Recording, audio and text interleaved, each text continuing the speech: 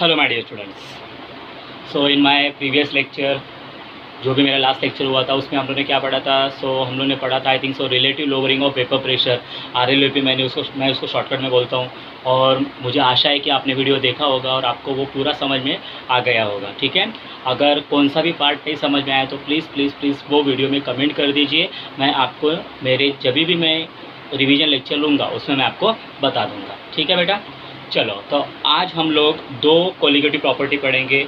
एक होगा elevation in boiling point and दूसरा होगा depression in freezing point. Okay, elevation in boiling point and depression in freezing point, तो ये हम लोग को आज पढ़ना है। अभी बहुत से स्टूडेंट या बहुत से जो भी स्टूडेंट या जो भी जिन्होंने कोचिंग नहीं लगाई है अभी तक, मतलब क्लासेस नहीं लगाया, तो वो स्टूडेंट हमेशा मेरे को एक क्वेश्चन पूछते हैं व्हाट्सएप के ज़रिए या फेसबुक के ज़रिए कि सर कि जेई नीट और CET, JEE NEET and Maharashtra CET, मैं महाराष्ट्र सीईटी की बात कर रहा हूँ, जेई नीट महाराष्ट्र सीईटी अगर इसको क्रैक करना है मतलब अच्छे मार्क्स लाने हैं तो हमें क्या करना चाहिए। मैं ऑब्वियसली केमिस्ट्री का प्रोफेसर हूँ, तो मैं आपको सिर्फ केमिस्ट्री और मैथ्स के बारे में बता सकता हूँ। मैथ्स में पढ़ाता हूँ तो मैथ्स के बारे में बता सकता हूँ, लेकिन मैथ्स वीडियो में बता दूंगा वो। अभी मैं सिर्फ केमिस्ट्री के बारे में बता रहा हूँ।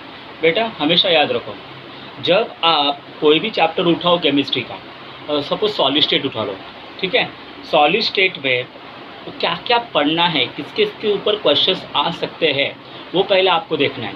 और उसमें आपको हेल्प करेगा, आपके गवर्नमेंट के टेक्स्ट बुक भी हेल्प करते हैं। NCERT books are very much efficient for such type of exam.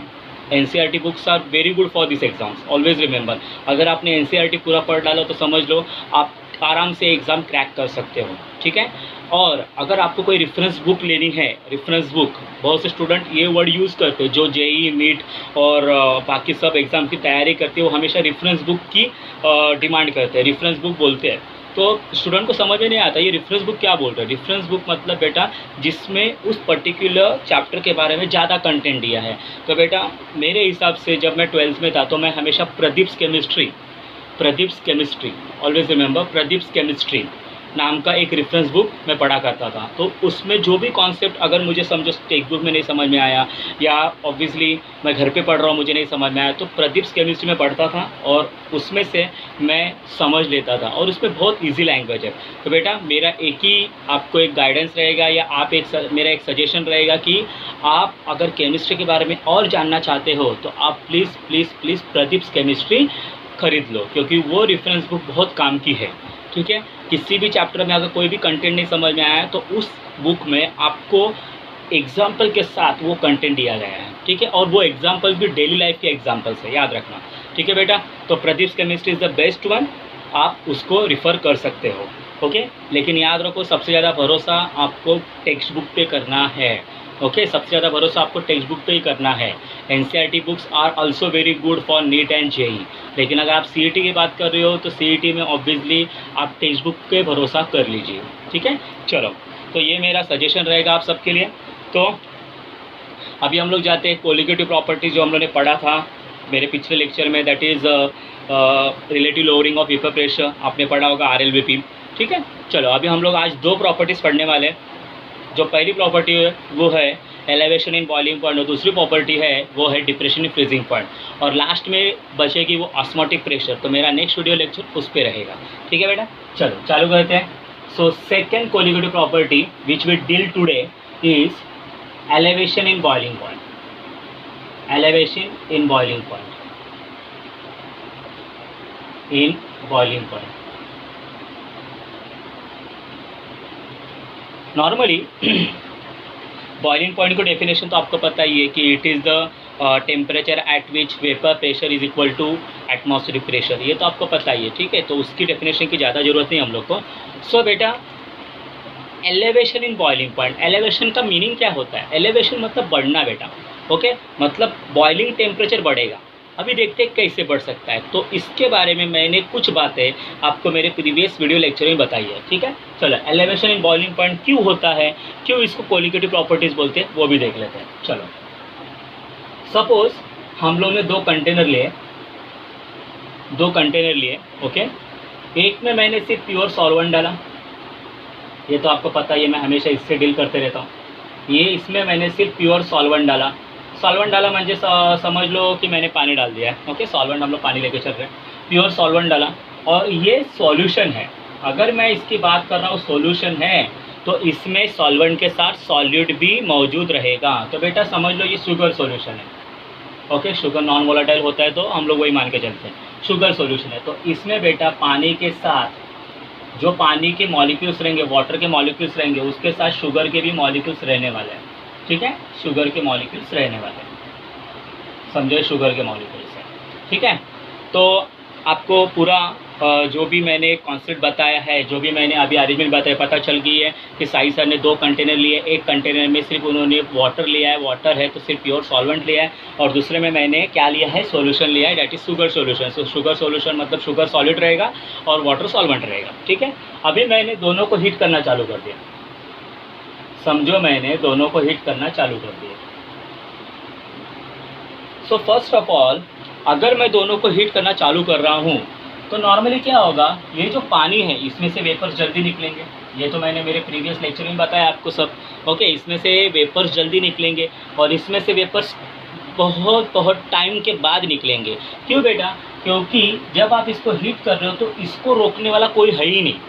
मतलब इधर ये अकेला ही राजा है, लेकिन इधर देखो ये राजा अकेला नहीं है, उसका दुश्मन भी इसके साथ खड़ा है। कौन है, सॉल्यूट। सॉलिड मतलब शुगर इसके साथ खड़ा है। तो आप जब हीट करोगे तो पानी के साथ साथ जो शुगर मॉलिक्यूल्स है वो भी हीट होना चालू कर देंगे। बराबर है, ऐसा तो नहीं है कि भाई पहले पानी गर्म होगा उसके बाद शुगर मॉलिक्यूल गर्म हो गए। आपने सॉल्यूशन बोला है तो सॉल्यूशन मतलब पानी के हर लेवल पे शुगर मौजूद होने वाला है। ठीक है, तो बेटा ये वेपराइज बहुत बहुत टाइम के बाद होगा, मतलब इसमें से भी वेपर्स निकलेंगे। लेकिन समझो इसको लग रहा है 20 मिनट बॉयल होने के लिए, तो इसको कम से कम 30 मिनट तो लगेगा।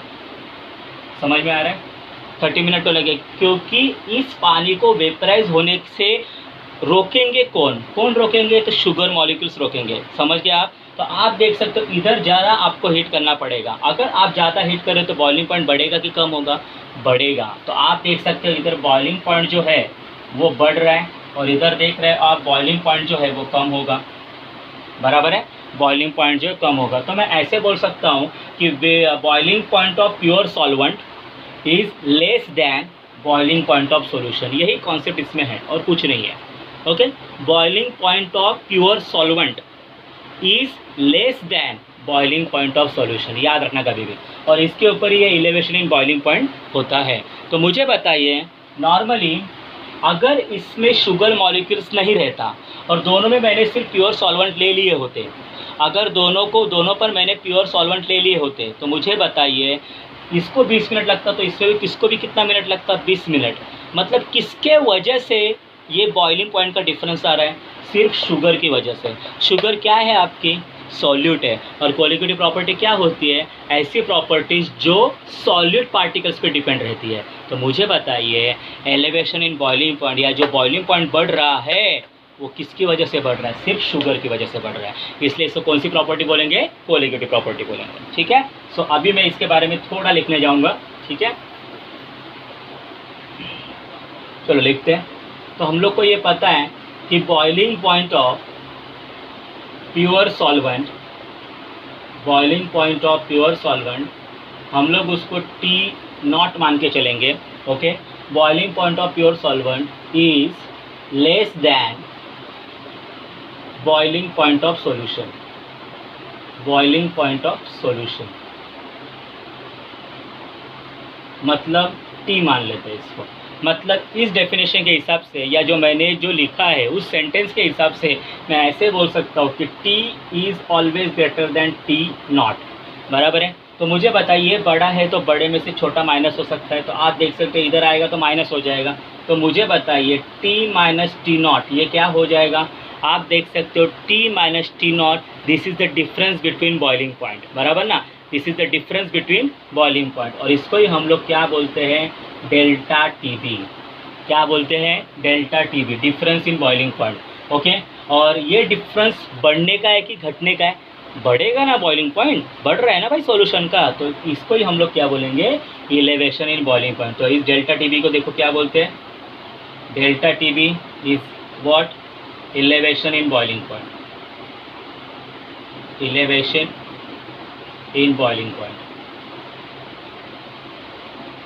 ठीक है, T माइनस टी नॉट, ठीक है। तो डेल्टा टी बी की वैल्यू आपके पास आ गई, that is T minus T not. तो अभी देखिए मुझे बताइए, नॉर्मली जो भी इधर जो डेल्टा टी बी है या जो इलेवेशन इन बॉइलिंग पॉइंट हुआ है वो ऐसा पाया गया है, मतलब हमारे साइंटिस्ट ने ऐसा पाया है कि वो जो इलेवेशन इन बॉइलिंग पॉइंट है वो डायरेक्टली प्रोपोर्शनल रहता है मोलैलिटी को। किसको प्रोपोर्शनल रहता है? मोलैलिटी को।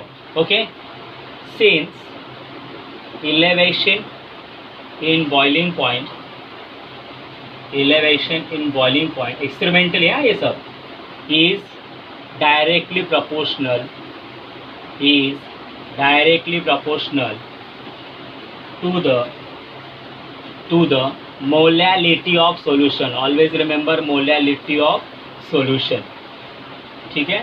मोलैलिटी को किसको बोलते हैं, किससे डिनोट करते हैं हम लोग? स्मॉल एम से। तो मैं ऐसे बोल सकता हूँ कि नहीं, delta T B direct proportional to small m. Okay, तो इस कांस्टेंट, इसको मिटाने के लिए, इसको हटाने के लिए हम लोग को कुछ ना कुछ तो कांस्टेंट रखना ही पड़ेगा। तो delta T B is equal to, इसको हटाने के लिए हम लोग कांस्टेंट लेते हैं K B into small m, always remember, ठीक है। के बी लेते हैं हम लोग। तो के बी को देखते हैं हम लोग क्या बोल सकते हैं। तो बेटा ये जो के बी लिया है, ये के बी लिया है, इसको दो नाम है। तो इस के बी को बोलते हैं molal elevation constant, molar elevation constant, या बेटा इसको और एक नाम है दैट इज इबुलियोस्कोपिक कांस्टेंट। याद रखना, इबुलियोस्कोपिक कांस्टेंट। कभी कभी आपको सवाल भी पूछा जाता है कि write the definition of ebullioscopic constant या write the unit of ebullioscopic constant. अगर आपको सिर्फ इतना ही पता है और ये नहीं समझा है, मतलब ये पता ही नहीं है, तो आप लिख ही नहीं पाओगे। और जब आप घर पे आओगे, बोर्ड से घर पे आओगे और बोलोगे अरे इबुलियोस्कोपिक कांस्टेंट मतलब मोलल इलेवेशन कांस्टेंट मुझे आता था, फिर आपका 1 मार्क या 2 मार्क गए, ठीक है। तो याद रखना, सब नाम याद रखने का है, ठीक है। मोलार इलेवेशन कांस्टेंट और इबुलियोस्कोपिक कांस्टेंट, ठीक है। तो चलो, सो फिर से हम लोग इसको उठाते हैं डेल्टा टी बी को। So delta T B is equal to K B into small m, बराबर है। तो मुझे बताइए के बी क्या आ जाएगा? Delta T B upon small m. तो अभी हम लोग बात करेंगे यूनिट की, यूनिट ऑफ के बी। बहुत बार पूछा जा चुका है क्वेश्चन, यूनिट ऑफ के बी। चलो चालू करते हैं। तो मुझे बताइए के बी का फॉर्मूला क्या बन रहा है बेटा? Delta T B upon m. तो आपने मेरे वीडियो लेक्चर देखे होंगे, मैंने आपको कॉन्सेंट्रेशन के वीडियो लेक्चर भी बताए हैं, मोलैलिटी क्या होती है। तो चलो अभी मुझे बताइए ये डेल्टा टी बी क्या है बेटा? डेल्टा टी बी क्या है? डेल्टा टी बी ये टेम्परेचर डिफरेंस है। तो टेम्परेचर डिफरेंस किस में मेजर करेंगे? केल्विन में। सो ऑब्वियसली केल्विन में आएगा, ठीक है। और मोलैलिटी का यूनिट आपको तो पता है, दैट इज मोल पर किलोग्राम। मोल पर किलोग्राम आपको पता है, number of moles upon mass of solvent in kilogram. तो के केल्विन, जब ये ऊपर जाएगा तो बेटा किलोग्राम ऊपर जाएगा और मोल नीचे आएगा। आपको तो पता है, आप मैथ्स में तो बहुत होशियार ही हो, किलोग्राम मोल। तो आपका यूनिट क्या आएगा? केल्विन किलोग्राम पर मोल, ठीक है। याद रखना बेटा, यूनिट ऑफ के बहुत बार पूछा जा चुका है, यूनिट ऑफ के बी, सॉरी। सो इबुलियोस्कोपिक कांस्टेंट या मोलर इलेवेशन कांस्टेंट का बेटा यूनिट है केल्विन किलोग्राम पर मोल। ओके, इतना समझे आपको? चलो, यूनिट ऑफ के बी हो गया। अभी हम लोग इसका फॉर्मूला तैयार करते हैं, ठीक है। फॉर्मूला भी बहुत आसान है, कुछ नहीं है फॉर्मूला में। मुझे बताइए मोलैलिटी क्या होती है? Molality number of moles of solute upon mass of solvent in kilogram, mass of solvent in kilogram, ठीक है। इतना तो पता है आपको। Number of moles of solid, number of mole कैसे निकलते रहे? Mass upon molar mass. मास को क्या बोलते हैं? W, और मोलर मास को क्या बोलते हैं? M। अगर सॉलिड की बात कर रहा हो तो वो 2 रहेगा, आपको पता है। मैं सॉल्वेंट को हमेशा 1 मानता हूँ। Upon mass of solvent in kilogram, mass of solvent in kilogram मतलब W1, बराबर है। तो M2 डिवाइड में और ये भी डिवाइड में, तो दोनों का मल्टीप्लाई हो जाएगा। तो W2 M2 इंटू W1, ठीक है। ये हो गया M का फॉर्मूला। तो मोलैलिटी का फॉर्मूला इधर पुटअप करते हैं, देखते हैं हम लोग को डेल्टा टी बी का फॉर्मूला, सॉरी के बी का फॉर्मूला क्या मिलता है। सो पुट हियर, सो हम लोग का क्या आ गया, डेल्टा टी बी अपॉन, बोलो ये बचा ना, W2 upon M2 W1, sorry M2 W1 is equal to what, KB। बराबर है, इतना पता चला आपको। तो चलो हो गया। तो KB का फॉर्मूला आपका बनेगा क्या, सो फिर KB का आपका फॉर्मूला ये बनेगा, KB is equal to delta TB, ये ऊपर चला जाएंगे, M2 W1 अपॉन W2। बराबर, KB का ये फॉर्मूला आपका तैयार हो गया। ठीक है, या आप एक और भी फॉर्मूला लिख सकते हो। डेल्टा TB हमेशा क्या होता है, मोल इंटू KB होता है, अभी लिखा था हम लोग ने। ठीक है, KB इंटू M, तो आप ये भी लिख सकते हो। मोलैलिटी का फॉर्मूला बोलो, मोलैलिटी का, ये देखो मोलैलिटी का फॉर्मूला है W2 M2 W1 into KB, ये भी आप लिख सकते हो फॉर्मूले में। ठीक है, ओके। सो बेटा this is the formula for KB। तो normally elevation in boiling point is only depends upon the number of solid particles। so बहुत बार पूछा जा चुका है, एक क्वेश्चन CET में आया था, ध्यान देना मैं क्या बोल रहा हूँ। CET में इसको कैसे यूज़ करते हैं मैं आपको बताता हूँ। Question, out of the following बहुत बार JEE में भी आ चुका है ये, out of the following which have highest elevation in boiling point, highest elevation in boiling point।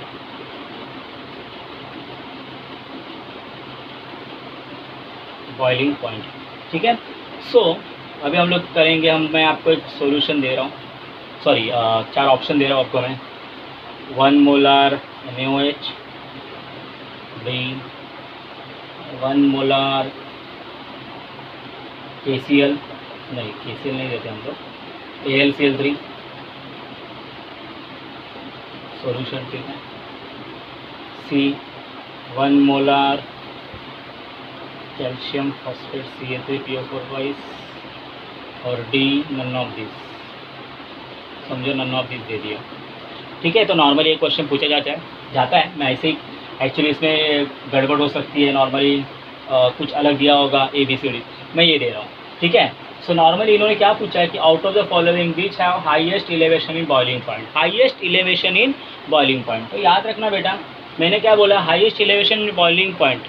Elevation का मीनिंग क्या होता है, सॉरी जो एलिवेशन इन बॉइलिंग पॉइंट किसके ऊपर डिपेंड रहता है, नंबर ऑफ सॉलिड पार्टिकल्स। तो आप जब NaOH को जब आप डिजोल्व करोगे तो इसके 2 पार्टिकल बनेंगे, Na plus and OH minus. So इधर नंबर ऑफ पार्टिकल कितने आ गए, 2 आ गए। अगर आप AlCl को डिजोल्व करोगे तो आपको Al एक मिलेगा और 3 क्लोरीन मिलेगा, मतलब Al एक और 3 क्लोरीन, तो कितने हो गए, 4 हो गए। अगर आप इसको डिजोल्व कर रहे हो CA3PO4 ट्वाइस, तो आप देख सकते हो कैल्शियम 3 बार है, और ये जो PO4 है, PO4 ये 2 बार है, तो 3 + 2 5 हो गया। किसमें मुझे बताइए नंबर ऑफ सॉलिड पार्टिकल ज़्यादा है, इधर 2 है, इधर 4 है, इधर 5 है, तो ऑब्वियसली इसका जो भी एलिवेशन इन बॉइलिंग पॉइंट रहेगा वो ज़्यादा रहेगा। सो बेटा एलिवेशन इन बॉइलिंग पॉइंट हम लोग ऐसे मेजर करते हैं। ठीक है, इसके ऊपर क्वेश्चन आगे करेंगे, ये तो मैंने आपको एक एग्जाम्पल बता दिया है। ठीक है, so this is the formula and this is the question. 5 है तो इसका जो एलिवेशन इन बॉइलिंग पॉइंट रहेगा वो ज़्यादा रहेगा। याद रखना, मैं एलिवेशन इन बॉइलिंग पॉइंट की बात कर रहा हूँ, मैं सिर्फ बॉइलिंग पॉइंट की नहीं बात कर रहा हूँ। अगर बॉइलिंग पॉइंट की बात करनी है तो मुझे वेपर प्रेशर मालूम होना चाहिए, आपको पता है। ठीक है, वो मैं आगे आपको जब मैं CET का नीट का आपको जब क्वेश्चंस करवाऊंगा तो मैं बता दूंगा। ठीक है, चलो, तो this all about what, elevation in boiling point. और मैंने आपको रीज़न भी बता दिया कि क्यों ऐसा होता है। ठीक है, क्योंकि सॉल्यूशन में सॉलिड पार्टिकल्स जो होते हैं वो सॉल्वेंट को जल्दी वेपराइज नहीं होने देते हैं। ओके, और प्योर सॉल्वेंट में सॉलिड पार्टिकल होते ही नहीं है, तो वो जल्दी वेपराइज हो जाता है, और जिसका वेपराइजेशन ज़्यादा उसका बॉइलिंग पॉइंट कम होता है, याद रखो। ठीक है, चलो, हम लोग ने पिछले लेक्चर में हम लोग देखा था कि boiling point is inversely proportional to vapour pressure. चलो आगे देखते हैं, जो मेरा दूसरा था that is depression in freezing point. Depression in freezing point,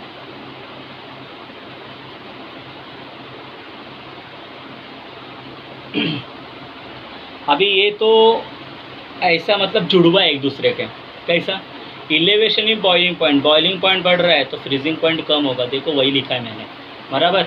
तो इसमें भी बेटा हम लोग उसी तरीके से जाएंगे, लेकिन आपको थोड़ा अलग सोचना पड़ेगा। इधर आप फ्रीजिंग पॉइंट की बात कर रहे हो, उधर आप बॉइलिंग पॉइंट की बात कर रहे थे। तो इधर अगर आप फ्रीजिंग पॉइंट की बात कर रहे हो तो आपको हीट देना नहीं पड़ेगा, हीट निकालना पड़ेगा ना। अगर आप हीट दे रहे हो मतलब बॉयल कर रहे हो, इधर क्या करना है आपको, फ्रीज करना है। फ्रीज करना है मतलब फ्रीजर में रखना है, याद रखना। चलो फिर से हम लोग एक बार हम लोग का 2 बर्तन ले लेते हैं। ये समझो एक कंटेनर है, ये समझो दूसरा कंटेनर है, ठीक है। दिस इज़ वन कंटेनर, उसमें समझो मैंने वाटर डाल दिया है, और इसमें मैंने क्या किया है वही लेते हैं हम लोग, शुगर सॉल्यूशन ले लेते हैं। और क्या है, शुगर सॉल्यूशन। और इधर हम लोग ने क्या लिया है, सॉल्वेंट। सॉल्वेंट मतलब क्या, प्योर सॉल्वेंट है, इसको वाटर ले लेते हैं, ठीक है। सो अरेंजमेंट आपको समझ में आ गई, वही अरेंजमेंट है जो हम लोग ने पिछले इलेवेशन इन बॉइलिंग पॉइंट में की थी, कि 2 कंटेनर लिया साई सर ने। एक कंटेनर में सिर्फ उन्होंने पानी भरा है, दूसरे कंटेनर में उन्होंने शुगर सॉल्यूशन लिया है, मतलब उसमें सॉलिड प्रेजेंट है। अभी मैं इसको हीट करूँगा तो ऑब्वियसली आपको लगेगा कि साई सर कुछ भी बढ़ा गए। बेटा याद रखना, अगर मैं इसको हीट करूँगा तो ये बॉईल हो जाएगा। मुझे हीट से डील ही नहीं करना है, क्योंकि मैं फ्रीजिंग पॉइंट से डील कर रहा हूँ, तो मुझे ऑब्वियसली इसको ठंडा करना पड़ेगा। सो समझो मैंने दोनों कंटेनर है, मेरे घर पे फ्रीज है, तो मैंने दोनों कंटेनर फ्रीजर में रख दिए। क्या क्या रख दिए, फ्रीजर में रख दिया। तो आप मुझे बताइए कौन सा जल्दी फ्रीज होगा, कौन सा कंटेनर जल्दी, कंटेनर का जो भी है कंटेनर में डाला हुआ है हम लोग ने, फ्रीज होगा। ये फ्रीज होगा कि ये फ्रीज होगा जल्दी, ठीक है। आपने सोचा, ठीक है, तो मैं इसका आंसर बता देता हूँ आपको। Let's start. बेटा थोड़ा एनालाइज करवाता हूँ आपको। जब आप इसको फ्रीज करने जाओगे तो आपको मालूम है ये पानी है पूरा, तो पानी फ्रीज कितने डिग्री सेल्सियस पे होता है, 0 डिग्री सेल्सियस पे होता है, बराबर है। पानी फ्रीज होता है 0 डिग्री सेल्सियस पे फ्रीज होता है, मतलब पूरा पानी 0 डिग्री सेल्सियस में बर्फ़ में कन्वर्ट हो जाएगा, ठीक है। अगर आप इसकी बात करो तो इसमें शुगर सॉल्यूशन है, मतलब प्योर सॉल्वेंट, मतलब वाटर भी मौजूद है, और आप देख सकते हो इसमें शुगर मॉलिक्यूल्स भी मौजूद है, ठीक है।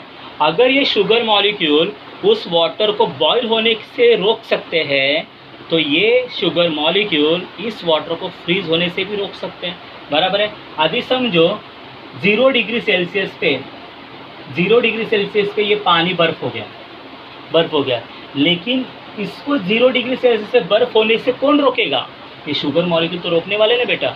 इसलिए मुझे इसको 0 डिग्री सेल्सियस पे ठंडा नहीं करना पड़ेगा, और टेम्परेचर कम करना पड़ेगा, और टेम्परेचर। तो समझो मैं गया डायरेक्ट -4 डिग्री सेल्सियस पे। एक्चुअली 4 डिग्री सेल्सियस नॉर्मली उसका वो एनिमल बिहेवियर बताता है वाटर, लेकिन वो थोड़ा बाजू में रखो, ठीक है। सो 0 डिग्री सेल्सियस से कम मुझे थोड़ा हीट का मतलब फ्रीज करना पड़ेगा। तो -4 डिग्री सेल्सियस पे समझो ये पूरा बन गया, बर्फ़ बन गया, शुगर मॉलिक्यूल बर्फ़ बन गए, ये पूरा पानी वो भी बर्फ़ बन गया। तो मुझे बताइए सबसे जल्दी बर्फ़ कौन बना, ये बना। अभी आप दोनों को कंपेयर कीजिए, किसका फ्रीजिंग पॉइंट या किसका फ्रीजिंग टेम्परेचर ज़्यादा है, 0 डिग्री ज़्यादा है कि -4 डिग्री ज़्यादा है, 0 डिग्री ज़्यादा है ना, एज़ कम्पेयर टू -4, बराबर ना, एज़ कम्पेयर टू -4 0 ही ज़्यादा है ना। मतलब आप देख सकते हो कि freezing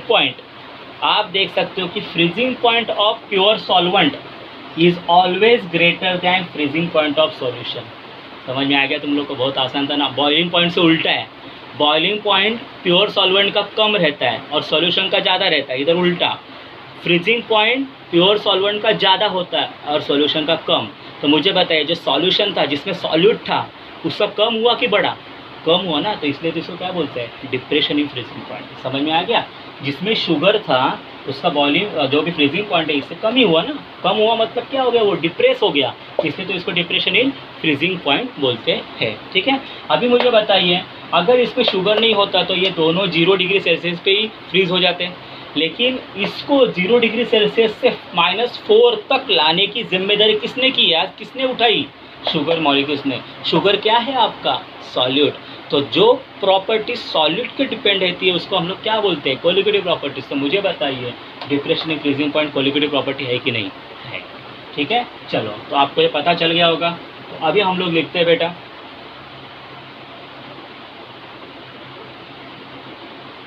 freezing point of pure solvent, always remember this concept, freezing point of pure solvent is greater than freezing point of solution. Boiling point को देखो, आपने उल्टा लिखा होगा, सब लेस लिखा था उधर, ठीक है।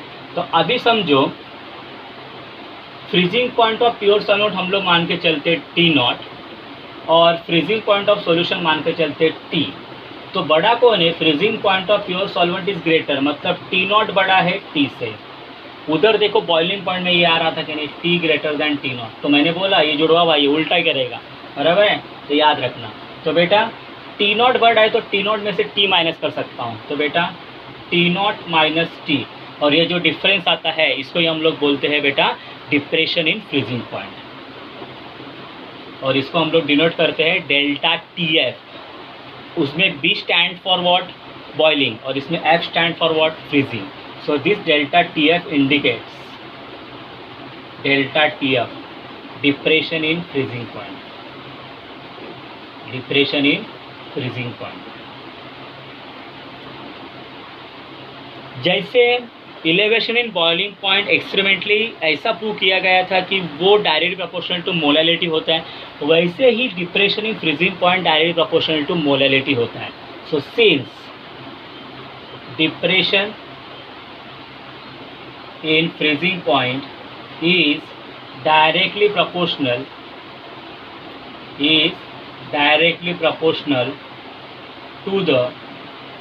to the molality of solution। तो अगर मुझे लिखना है तो मैं ऐसे लिखूंगा delta TF directly proportional to small m। अगर मुझे इस कांस्टेंट, इस साइन को हटाना है, प्रोपोर्शनलिटी साइन को हटाना है, तो मुझे कुछ ना कुछ तो लेना ही पड़ेगा ना उसमें, ओके, कांस्टेंट। तो बताइए क्या आएगा? Delta TF is equal to KF into m। जो कांस्टेंट लिया है KF, इसको हम लोग मोलाल, उधर बोलते थे इलेवेशन, इधर क्या बोलेंगे? Depression. Molal depression constant, molal depression constant, या उधर एक नाम था और इबुलियोस्कोपिक कांस्टेंट, तो इधर एक नाम है क्रायोस्कोपिक कांस्टेंट, क्रायोस्कोपिक कांस्टेंट। ठीक है बेटा, तो याद रखना KF के दो नाम है, molar depression constant and cryoscopic constant. तो चलो फिर से वही बात दोहराते हम लोग, यूनिट ऑफ KF। बताइए क्या होगा?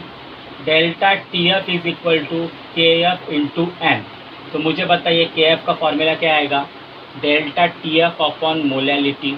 तो मुझे बताइए KF क्या आएगा? डेल्टा TF मतलब टेम्परेचर डिफरेंस ही है, फ्रीजिंग पॉइंट मतलब टेम्परेचर ही है ना, तो टेम्परेचर डिफरेंस हमेशा केल्विन में ही होगा, और मोलैलिटी किस में होती है? मोल पर किलोग्राम में होती है ना। तो बेटा केल्विन, और जब ये ऊपर आएगा तो क्या होगा आपका? किलोग्राम पर मोल हो जाएगा। तो मेरा यूनिट क्या आ गया? केल्विन किलोग्राम पर मोल। तो मुझे बताइए डेल्टा TB और KF और KB मतलब इबुलियोस्कोपिक कांस्टेंट और क्रायोस्कोपिक कांस्टेंट का यूनिट क्या है? सेम है, तो फार्मूला भी कैसे रहेगा?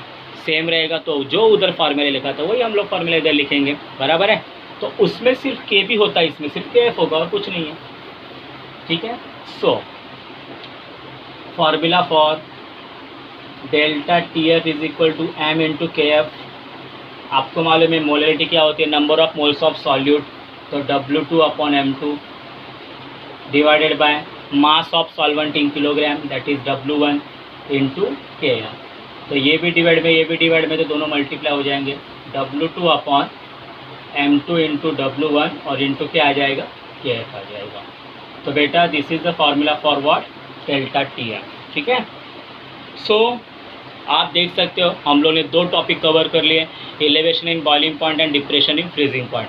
ये भी उसका भी एक मैं क्वेश्चन देख सकता हूँ, लेकिन ऑब्वियसली जैसे बॉइलिंग पॉइंट का था वैसे इसका होगा, ओके। जिसके सॉल्यूट पार्टिकल्स ज़्यादा रहेंगे obviously depression in freezing point उसका ज़्यादा रहेगा, ठीक है, ओके। फ्रीजिंग पॉइंट नहीं बोल रहा हूँ मैं, डिप्रेशन इन फ्रीजिंग पॉइंट बोल रहा हूँ। डिप्रेशन ये वर्ड यूज़ किया है, ओके। उसके क्वेश्चन हम लोग बाद में नीट और जेई में ले लेंगे, ओके। जब मैं इसका रिविजन करवाऊँगा तो आपको मैं क्वेश्चन के साथ करवाऊँगा। तो बेटा हम लोग ने मेरे प्रीवियस वीडियो लेक्चर में क्या पढ़ा था, RLOP पढ़ लिया, relative lowering of vapour pressure. आज के वीडियो लेक्चर में हम लोग ने क्या पढ़ा, elevation in boiling point and depression in freezing point पढ़ा, ठीक है। So we have done 3 qualitative properties, now 1 more remain, okay. Osmotic pressure बाकी है। तो बेटा नेक्स्ट लेक्चर मेरा ऑस्मोटिक प्रेशर पे रहेगा और उसमें मैं आपको एक चीज़ सिखाऊंगा, that is van't Hoff factor. और वो वेंट ऑफ फैक्टर बहुत काम की चीज़ है। वो वेंट ऑफ फैक्टर ये जो है इनकी सूरत बदल देगा, शक्ल ही बदल देगा। तो आप एकदम क्या बोलते हैं, सरप्राइज हो जाओगे कि वेंट ऑफ फैक्टर इतना इंपॉर्टेंट है। देखो, तो उसके मैं कुछ क्वेश्चन भी करवाऊंगा तुम आपको उस लेक्चर में, ठीक है। सो आज के लिए बेटा बस इतना ही। और अगर आपको मेरे वीडियो पसंद आ रहे हैं, आपको कॉन्सेप्ट समझ में आ रहे हैं, so please please please please मेरे वीडियो को लाइक कीजिए, कमेंट ज़रूर करना, शेयर करना और मेरा चैनल सब्सक्राइब ज़रूर करना। तो आज के लिए धन्यवाद।